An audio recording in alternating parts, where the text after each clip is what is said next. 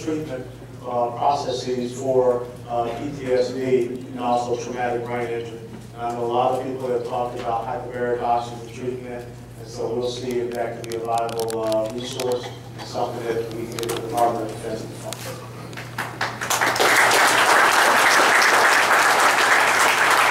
Next question is from Kathleen Collin, Highland Beach, and she's interested in hearing about your position on illegal immigration. You know, it's the multi-headed hydra. It's a national security issue, economic issue. It's it's an economic issue, healthcare issue, education issue, local criminality issue. I mean, when you look at this congressional district, there are places that have become sanctuaries for illegal immigrants here in South Florida, in Leavenworth, Jupiter, and that drives down your property values. Okay, and that's one of the things we got to be concerned about. But the other things we got to be concerned about is this: when you go to the Border Patrol website, there's a category called OTMs. That stands for other than Mexicans. There are people that are coming across our unsecured border that really don't mean us very well. And recently I went down to the United States Southern Command headquartered in Miami. Iran is in South America. Hezbollah is in South America. And with the resurgence of the Ortega brothers in Central America, what you're finding is that Hezbollah is now transiting up through those areas. They're working with the Mexican drug cartels. They're infiltrating into our country. You have a war going on our border right now, ladies and gentlemen. And our Border Patrol is not properly equipped or resourced to fight against people that have heavy machine guns, mortars, rocket-propelled grenades, and in some instances they have helicopters. If we don't get serious about securing our border, we don't get serious about taking care of this issue called illegal immigration, yes, let's be very appropriate in saying Ronald Reagan gave amnesty to 2 to 3 million illegal immigrants, and they did not own up to their responsibilities in Article 1, Section 8, Article 1, Section 10, and Article 4, Section 4 of securing our borders. We have an incredible epidemic situation in the United States of America. And you want to talk about taxpayer funds? A lot of it is being drained by illegal immigration. Got the next question.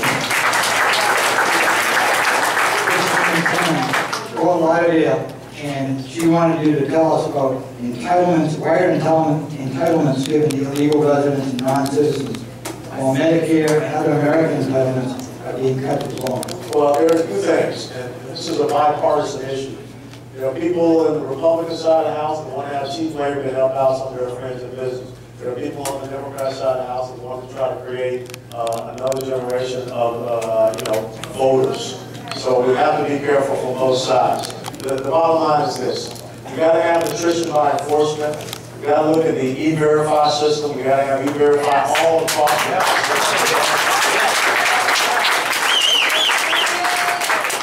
We have to secure and enforce our borders.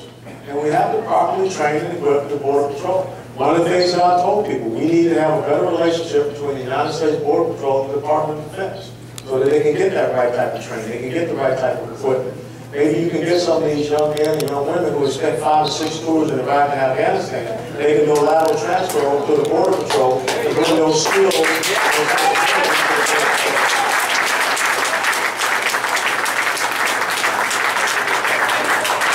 Next question is from Mike Bernstein, and he's going for that record of 64 years. He's from Green Acres, great place. And he wanted your opinions on fuel prices. It's too high. I mean, it's too high.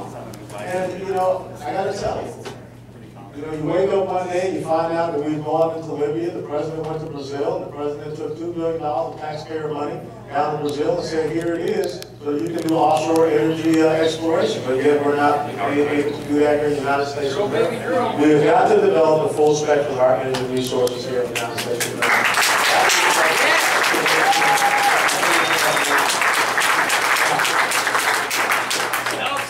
A couple months ago, I sat down with the district commander, District 7 of the United States Coast Guard, Rear Admiral Baumgart.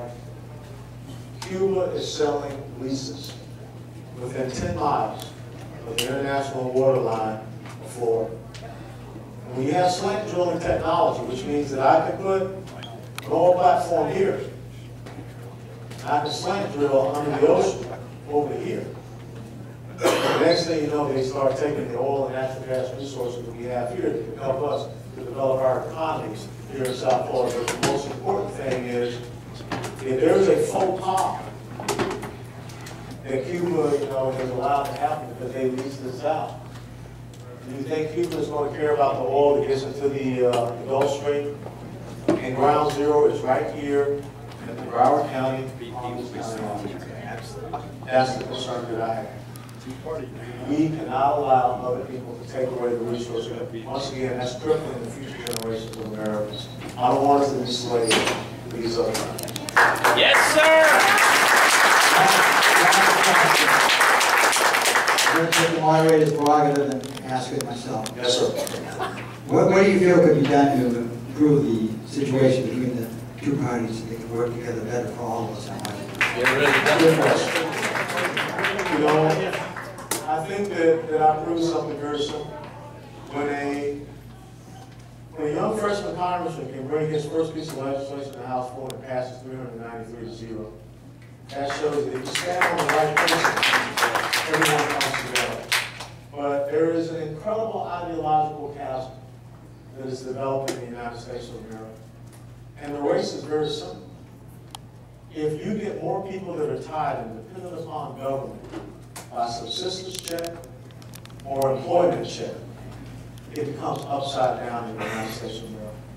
And if there are people that believe that what built this great nation in 234 years is a large government, I can't compromise with that, because that goes against my principle. That goes against everything that the founding fathers wrote. That goes against, everything that has put this country where it is right now.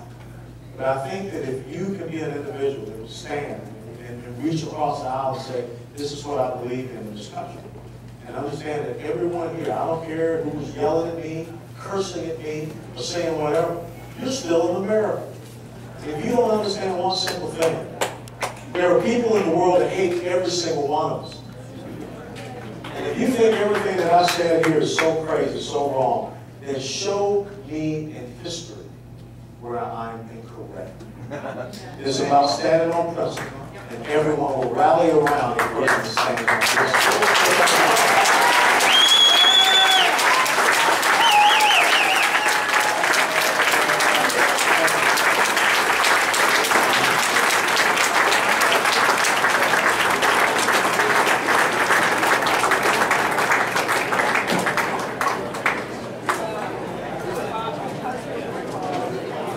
Thank you, sir.